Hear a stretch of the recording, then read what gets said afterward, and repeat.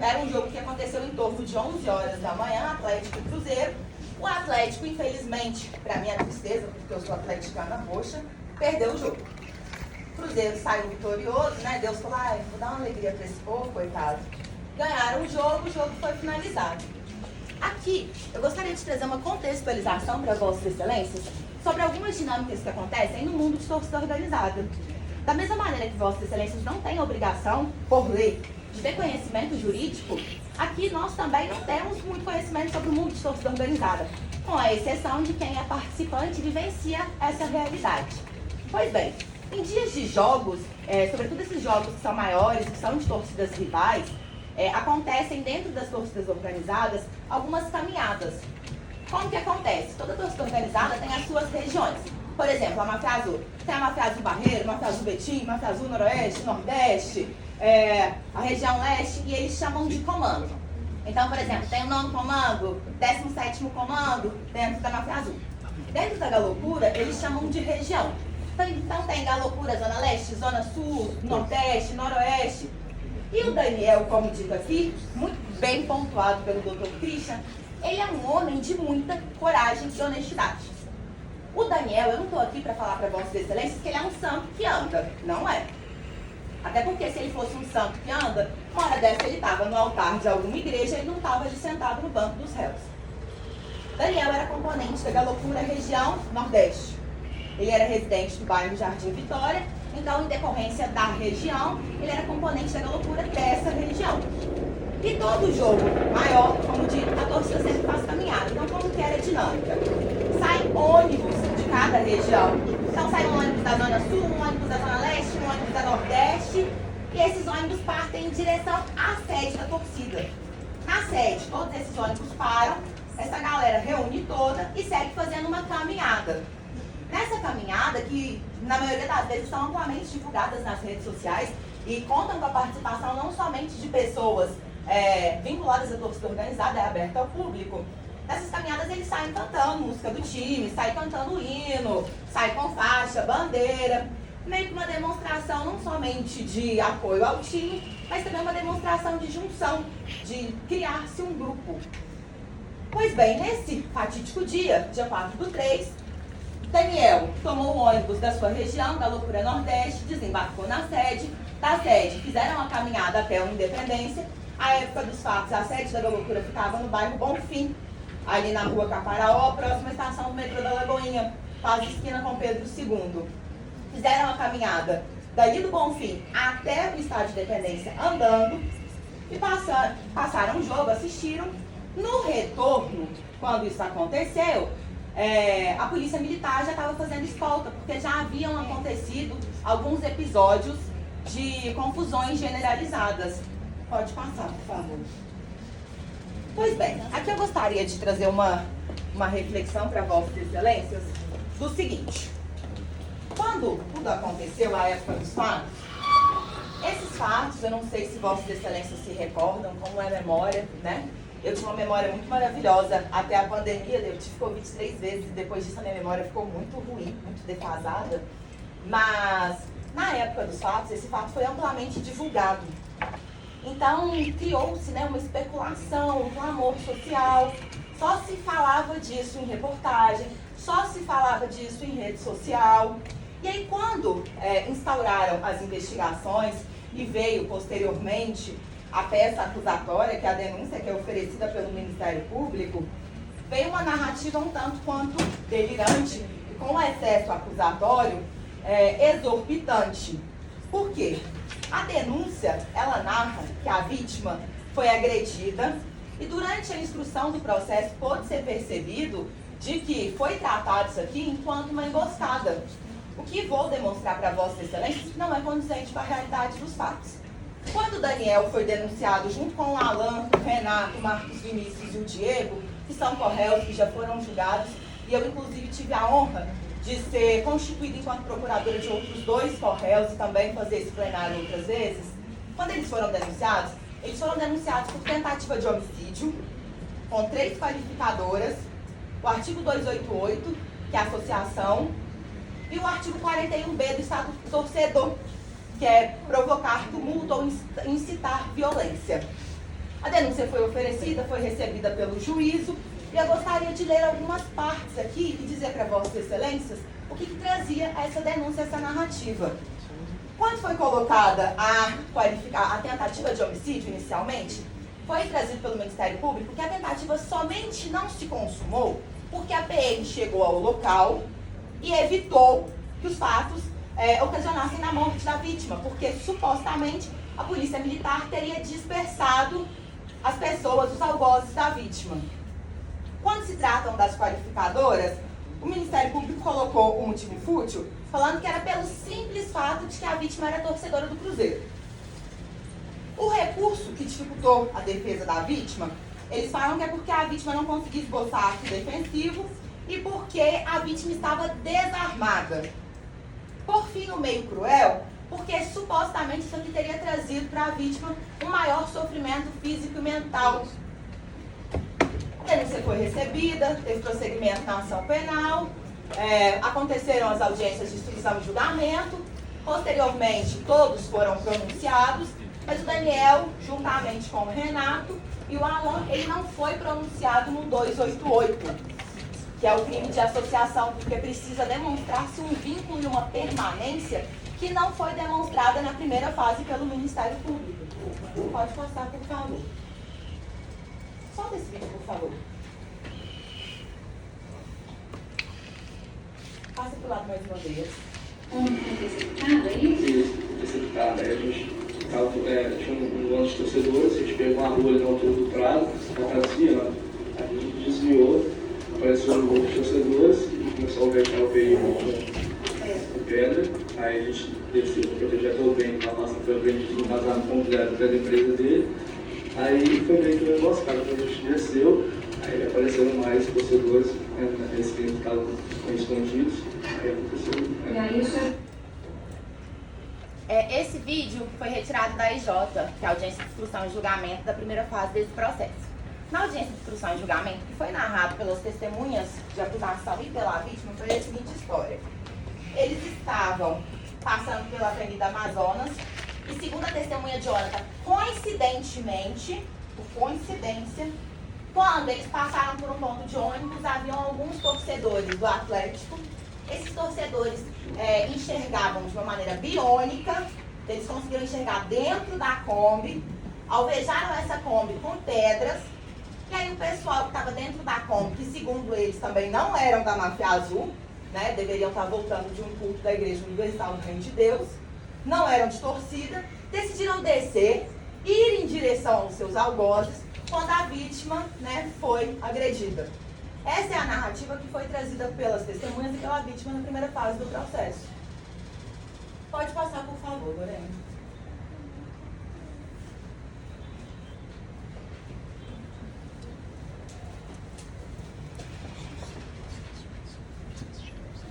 Mais um.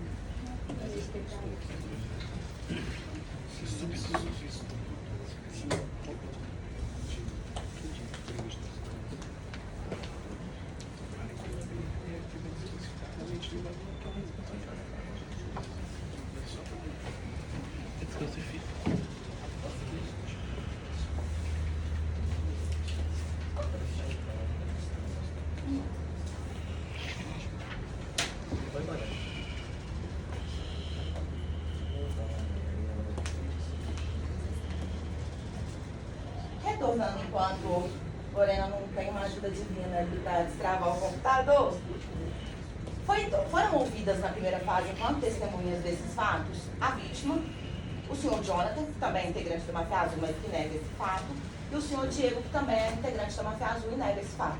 Se são integrantes atualmente, eu desconheço, mas posso afirmar categoricamente que à época dos fatos todos eram integrantes da Máfia Azul. O Jonathan, ele não conseguiu sequer alinhar o que ele falaria de mentira, porque ele teve coragem de sair da casa dele e de sentar perante um juiz de direito e mentir descaradamente. Ele não conseguiu sequer alinhar. E aí, durante o curso da instrução, que foi presidida pelo doutor Ricardo, à época dos fatos, um juiz pelo qual também tenho muito apreço, o doutor questionou a eles como que essa dinâmica se deu? Por que que eles passaram pela avenida e os torcedores mexeram com eles? Por que que os torcedores tacaram pedra na Kombi? Porque é humanamente impossível um veículo estar em movimento, uma pessoa enxergar dentro do veículo em movimento, perceber que são pessoas de torcida rival e tirarem pedras contra esse veículo. E se o veículo está em movimento, ainda assim, ainda teria aquela questão da probabilidade de acertar.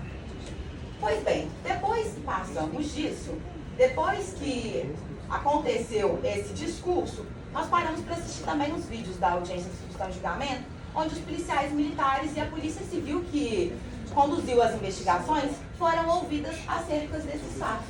Pode passar preço do Jonathan, por favor, de blusa BMW. Isso. Tá voltando pro jogo. O jogo já tinha acabado. Tá. Mas estava numa conta. E aí o que aconteceu? Tô voltando. Aí você para no torcida Atlético, aí. A pessoa do Atlético estava desembarcada, as pessoas na rua. Estava no ponto. Tá voltando pro jogo. O jogo já tinha acabado. Tá. Mas estava numa conta. E aí o que aconteceu? Tô voltando. Aí você para no torcida Atlético, aí. A pessoa do Atlético estava desembarcada, as pessoas na rua. Estava no ponto de ônibus. No ponto de ônibus. Essas pessoas foram hostis, agressivas com as pessoas da Kombi. Como que o senhor identificou que eles eram da outra do Atlético, tinham camiseta ou falaram alguma coisa? Ele passou, pegou peso na conta e aí ele passou. Então, o senhor era motorista? Eu O senhor estava dirigindo. O Clóvis estou Tá bom. E aí, dirigindo, o senhor passa pelo ponto de ônibus desse grupo de torcedor do Atlético Mineiro. Joga pedra, é isso? E ele falou os caras, entrou em confronto mesmo com ele. A turma de dentro com a turma de fora. E aí? E a partir daí? Aí foi o que eles estavam na briga, o Clóvis caiu. O Clóvis cai sozinho ou ele enterrado? Você viu como ele foi enterrado? Não, só depois. Tá. Ele cai e fica para trás, assim? Fica para trás. Porque o grupo que o senhor estava, o pessoal da Kombi, desiste de continuar o confronto e sai correndo? É isso? menor. O grupo era menor. O grupo de agressores do Atlético era maior e os comem da briga, digamos assim. E o Clóvis fica para trás porque cai. Porque cai. Quando ele cai, que ele é agredido, já Aí ele caiu. acredita. Porque cai. Pode passar.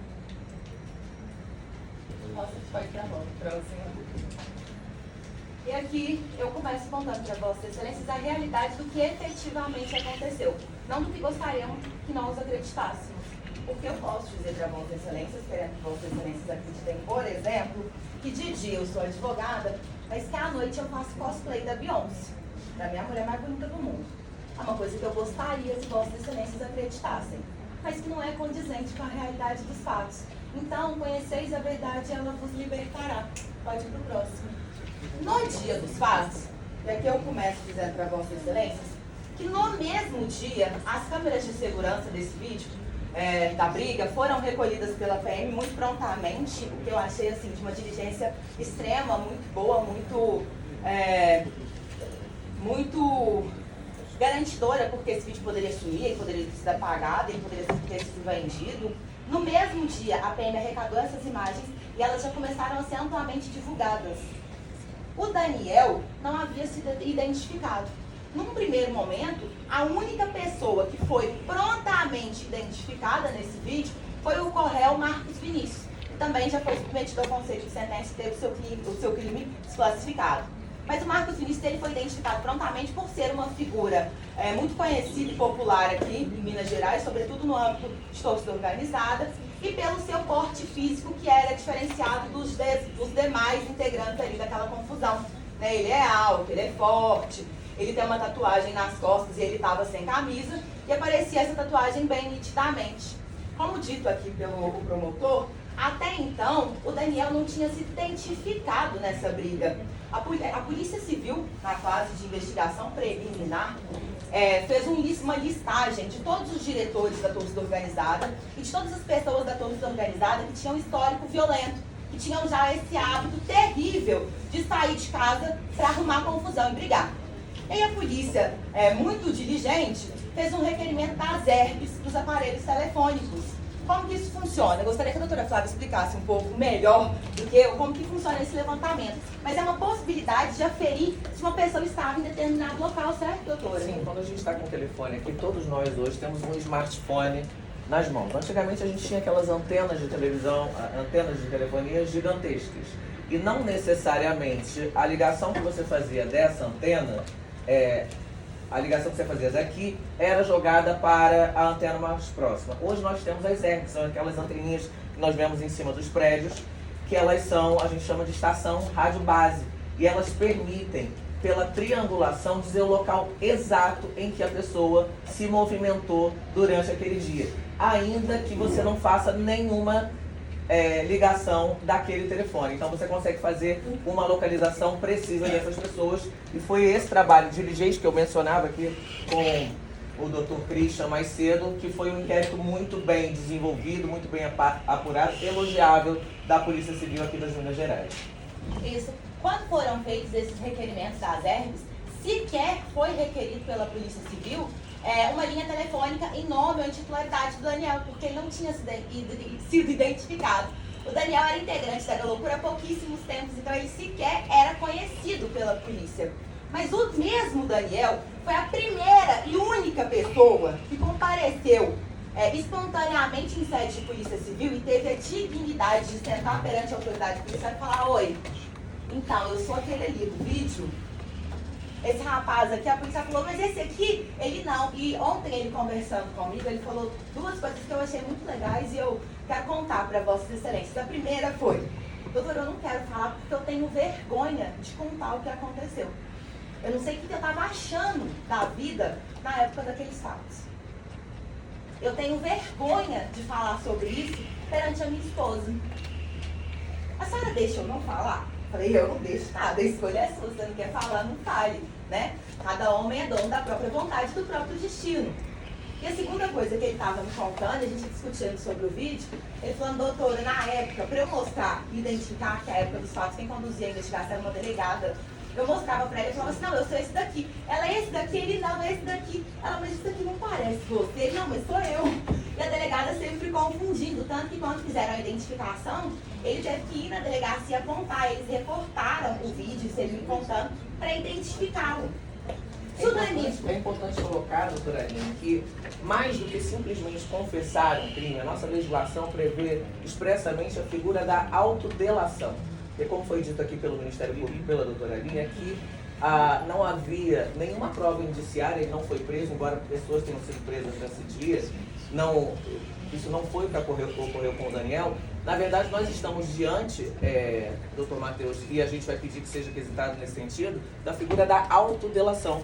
Mais do que confessar, ele se autodelatou. Foi ele que trouxe a prova de participação dele no processo, já que, conforme nós vimos aqui, o vídeo ele é imprestável para fazer uma identificação antropométrica clara de que ele era aquela pessoa que estava ali no vídeo.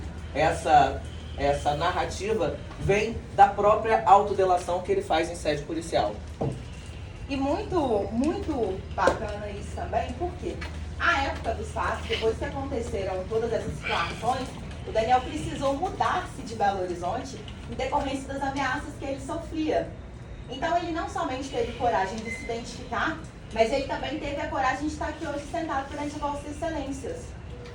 Ele teve a hombridade de assumir que ele efetivamente errou, mas que ele não quer aquilo ali para a vida dele, porque foi uma experiência ruim para ele, porque ele trouxe sofrimento para uma pessoa, porque ele trouxe sofrimento para a mãe dele que assistiu a reportagem na televisão, porque ele teve que ver esse vídeo de uma maneira exaustiva, rodando pelas redes sociais, e ele brincou, ele falou assim: doutor, eu me senti um daqueles grandes criminosos que passam na televisão.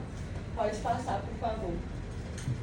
E ele, em razão dessa autodelação, ele ficou preso cautelarmente 2 anos. Ou seja, ele não passou impune, ele ficou preso. Independente de qual seja o resultado do julgamento aqui hoje, ele já foi punido pelo sistema punitivo com mais de 2 anos de prisão cautelar. Algo que seria maior à pena equivalente da prisão corporal dele. Então, aqui a gente não quer, o que a defesa busca não é uma impunidade. Até porque, ao buscar a delegacia e se autodelatar, ele se puniu também. E, para além disso, ele teve durante 2 anos contra ele uma custódia cautelar que mais adiante foi relaxada em função do prazo, em função do excesso de prazo, então ele foi solto. Mas aqui a gente não fala de impunidade, ele ficou 2 anos no sistema penitenciário. O que nós sabemos como funciona aqui o sistema penitenciário brasileiro. Não dá para dizer, de falar de impunidade pelos fatos pelos quais ele responde aqui hoje. Sim. Retornando à dinâmica dos fatos, doutora Flávia, o jogo aconteceu no Estádio de Independência, estação de metrô mais próxima, estação Horto. Pois bem, o pessoal da Galocura embarcou na estação Horto. O Daniel explicou isso muito bem no seu depoimento em sede de Polícia Civil, que, em decorrência do fechamento de algumas vias ali, da impossibilidade de pararem os ônibus, os materiais da torcida foram levados com os integrantes de metrô. Então, algumas pessoas carregavam os materiais, as pessoas com melhor porte físico, melhor condicionamento para ficar carregando peso, eu não estaria nesse grupo, e outras pessoas iam meramente escoltando. Por quê? É uma, entre aspas, uma tradição, e eu não sei se eu posso chamar assim, porque para mim é vandalismo, mas é uma tradição entre torcidas organizadas de que, quando se tem uma briga, quando se tem um confronto, quem leva o material do outro é tido enquanto um troféu. Então, algumas pessoas iam carregando os tambores da bateria, faixa, bandeira, aqueles vergalhões que basculam bandeira, e outras pessoas iam só acompanhando para evitar que esses materiais fossem tomados pela torcida rival. Quando eles embarcaram lá na estação Horto, o intuito da Galocura era de desembarcar na estação Lagoinha. Só que em dias de clássico, e aqui a Polícia Militar não me deixa mentir, né, existe todo um trabalho preventivo para evitar esse tipo de baderna, né? Para evitar que tenham essas confusões, que pessoas sejam vitimadas, que muitas das vezes pessoas inocentes sejam colocadas dentro do meio dessa confusão. E a PM já estava esperando a torcida da loucura lá na Lagoinha. E aí eles receberam o seguinte comunicado: ó, vocês não vão desembarcar aqui. Todo mundo já sabe que vocês desembarcam aqui. Vocês vão pôr o rabinho entre as pernas, vão entrar no vagão de novo, vão descer na Carlos Prates. Lá já tem outra guarnição da PM que vai dispersar vocês em grupos. Vocês não vão ficar andando também de grupão aqui. Por quê? Segundo os réus desse processo contaram na primeira fase, já tinham pessoas da Máfia Azul lá rondando. A própria PM falou isso para eles, falou: não, a Máfia Azul já está aqui embaixo, vocês vão descer, vai dar uma confusão aqui, daqui a pouco morre gente aí. Como que a gente separa? Como que a gente faz alguma coisa? Não vão descer. Então a PM escoltou os torcedores da Galocura de volta até o vagão. Eles desembarcaram na estação Carlos Prates e lá a cavalaria e o choque já estavam aguardando por eles. Qual foi a estratégia da PM naquele dia? Pegaram os torcedores que estavam segurando coisas, que estavam carregando coisas, deram uma escolta maior para esses torcedores e mandaram eles ir para um sentido. E o pessoal que não estava segurando nada, eles dividiram em 2 grupos, um subiu ao Amazonas e o outro, a PM também deliberou e dispersou para outro sentido. O Daniel estava nesse grupo, junto com os Correios, que foram em sentido Avenida Amazonas. Pode passar, por favor. Aqui eu trago para Vossas Excelências, e também está no kit que foi entregue para Vossas Excelências, porque eu, por exemplo, eu não enxergo aqui. Então eu quis ter o cuidado de trazer para Vossas Excelências lerem o histórico do boletim de ocorrência. Porque o que é narrado nesse histórico? Que segundo informações via Cupom, havia um grupo de torcedores do Atlético, que eram essas pessoas que eram vinculadas à Galocura, né, que estariam num ponto de ônibus e que supostamente estariam fazendo baderna. Qual que foi a medida tomada pela PM? Foram 2 guarnições lá, nesse ponto de ônibus, e abordaram esses suspeitos. Em entrevista com o Daniel, ele me contou o seguinte: a PM foi levando eles até certa altura, e aí o policial, um dos policiais lá da guarnição, perguntou: vocês vão seguir andando? Ou vocês vão ficar, vocês vão tentar pegar algum ônibus? E aí eles falaram: não, a gente vai pegar um ônibus. Então a PM escoltou eles até um ponto de ônibus. Quando eles chegaram, essa guarnição foi embora. Posteriormente teve esse chamado via Cupom, e aí vieram outras 2 guarnições da PM e realizou abordagem policial com todos eles.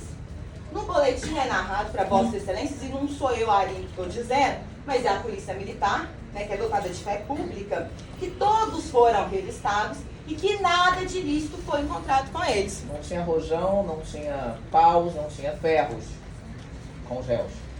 Se tivesse, eu duvido, e Vossa Excelência também não iam acreditar, que a Polícia Militar, que todos os dias sai de casa, né, arriscando a própria vida para garantir a nossa segurança, prevaricaria de deixar eles no ponto de ônibus munidos de rojão, de pedaço de pau, de ferro, né?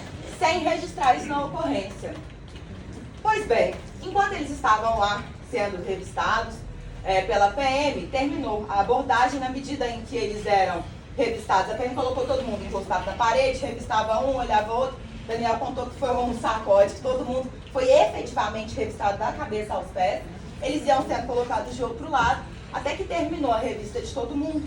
E quando estavam nos últimos, segundo Daniel conta, e os outros réus também contaram na primeira fase em plenário, da esquina da Crueldade saiu uma pessoa, um homem, com uma camisa do Galo, não era uma camisa da Galocura, uma camisa do Galo, pedindo socorro. Essas pessoas que já haviam sido revistadas subiram então em sentido para verificar o que era. No momento em que eles começam a subir, começam a ser soltados rojões, né, aqueles foguetes. Os meninos contam que tinha coquetel molotov, que é uma bomba caseira que se faz com desodorante aerosol, que é altamente letal, né, doutora Flávia? E eles chegam já sendo recebidos com esses rojões e apauladas. Pode passar. Aqui, olha, segundo cupom, torcedores do Atlético estariam causando tumulto próximo ao endereço do fato. Viaturas se deslocaram, não constatando nenhuma irregularidade. Em ato contínuo, os policiais militares declararam que alguns torcedores do Atlético na Avenida Amazonas, esquina com a Crueldade, os pais foram abordados, não sendo nada de ilícito encontrado com eles. Pode passar. Mais um. Pode passar. Solta. Volta aqui. Como é que foi a torcida da Galocura identificou vocês como sendo da marca azul? Vocês estavam de camisa, bandeira e tal? E eles viram dentro da Kombi? Ninguém também mexeu com ele. Então teve provocação. Mexia na operação e foi onde que jogou o Pedro. Esse aqui é o Jonathan, mais uma vez, ele está com camisa diferente porque foi a segunda audiência de inscrição. Esse processo foi desmembrado, como explicado pelo Dr. Christian. E aqui ele assume, que foi o que eu disse inicialmente para Vossa Excelência, que enquanto eles estavam num ponto de ônibus, né, sendo alvo dessa batida policial, essa Kombi passa acompanhada de uma Hilux, um Honda Civic e algumas outras motos, e faz, né, profere provocações a esses torcedores do Atlético. Só que eles estavam sob a escolta da PM. Então eu pergunto para Vossa Excelência, Vossas Excelências acham que uma pessoa tomando uma batida policial, sendo escoltada, revistada pela PM, mão na parede, PM revistando, ela ia caçar, falar, não, seu policial, o senhor espera só um pouquinho que eu vou passar uma pedra aqui para jogar naquela Kombi, porque ele mexeu comigo e meu time perdeu? É impossível acreditar nessa narrativa. Mas aqui a única coisa que o Jonathan traz de verdade é de que eles efetivamente mexeram com eles. Solta esse, por favor. Houve uma provocação de alguém que estava dentro da Kombi com o pessoal que estava parado no ponto de ônibus? Não, que na verdade a gente chegou a passar pelo ponto, né? A gente virou, tinha o pessoal do ponto, aí para justamente não passar lá, a gente virou a rua. Aí quando a gente virou, já tinha um grupo de atleticano que tinha, acho que desvencilhado talvez, porque acho que eles tomaram uma batida, uma revisão, né, por isso. Aí foram liberados os postos policiais. Aí esses foram liberados, foi justamente que estavam na esquina, então a gente passou, foi o que brigou com a gente. Aí eles tinham uma quantidade menor, aí eles, ao invés de... Você já perguntou para a torcida do